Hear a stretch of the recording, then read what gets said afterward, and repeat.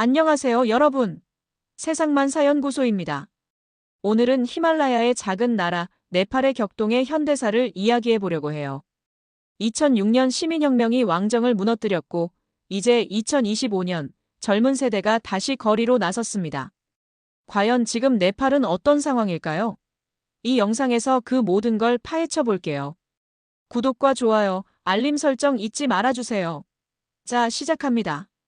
먼저 네팔의 현대사를 간단히 돌아볼게요. 네팔은 오랫동안 왕정 국가였어요. 그런데 2001년 충격적인 왕실 학살 사건 이후 갸넨드라 왕이 즉위했죠. 그는 2005년에 의회를 해산하고 권력을 독점했어요. 이게 시민들의 분노를 폭발시켰습니다. 2006년 4월 제2차 인민봉기라는 대규모 시민혁명이 일어났어요. 수십만 명이 카트만두 거리로 나와 왕의 독재를 끝내라고 외쳤죠. 마오이스트 반군과 야당이 힘을 합쳤고 결국 갸렌드라 왕은 항복했어요. 2008년 네팔은 왕정을 폐지하고 연방공화국이 됐습니다.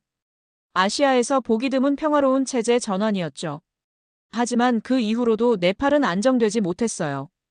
정부는 계속 바뀌었고 부패, 빈곤, 그리고 2015년 대지진 같은 재난이 나라를 흔들었어요. 특히 젊은 세대는 20%가 넘는 실업률 속에서 점점 더 좌절감을 느끼기 시작했죠.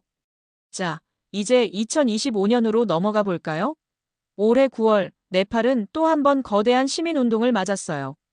이번엔 젠지, 즉 젊은 세대가 주도했죠. 이 시위는 방글라데시나 스리랑카의 최근 운동을 떠올리게 할 만큼 격렬했어요. 왜 이런 일이 일어났을까요? 몇 가지 큰 이유가 있었어요. 첫째, 부패와 경제 문제. 높은 실업률, 20%를 넘는 젊은이들이 일자리를 못 찾았고 인플레이션이 심각했어요. 많은 젊은이들이 해외로 일자리를 찾아 떠나는 이른바 브레인 드레인 현상이 계속됐죠. 둘째, 표현의 자유 억압. 정부가 틱톡 같은 소셜미디어를 금지하려 하자 젊은 세대의 분노가 폭발했어요. 셋째, 정치적 불만. 카드가 프라사드 샤르마 올리 총리의 장기 집권과 권력 남용이 도화선이 됐죠. 시위는 카트만두에서 시작돼 전국으로 퍼졌어요.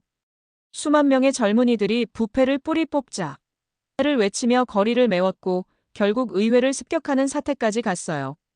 충돌로 20명 이상이 사망하고 수백 명이 다쳤어요. 감옥이 습격당해 탈옥자들이 늘어나며 혼란은 더 커졌죠.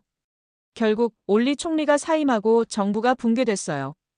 이건 네팔 역사상 두 번째로 큰 시민운동으로 기록될 거예요. 지금 2025년 10월 18일 기준으로 네팔은 어떻게 되어가고 있을까요?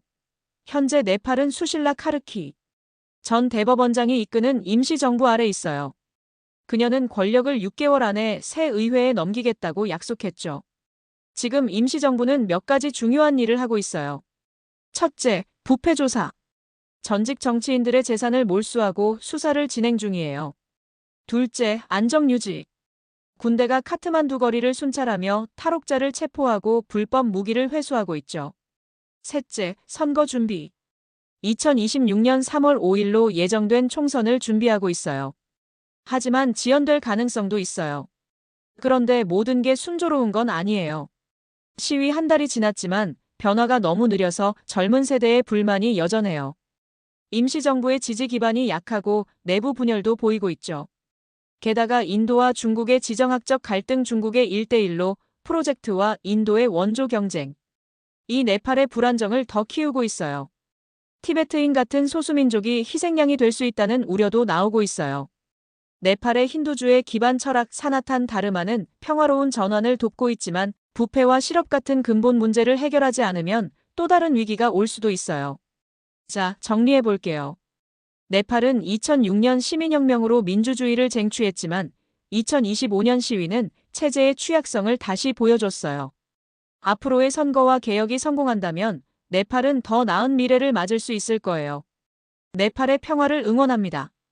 이 영상 어땠나요? 댓글로 여러분의 생각을 알려주세요. 비슷한 주제 더 보고 싶으시면 말씀해주세요. 구독과 좋아요 잊지 마시고 다음 영상에서 만나요.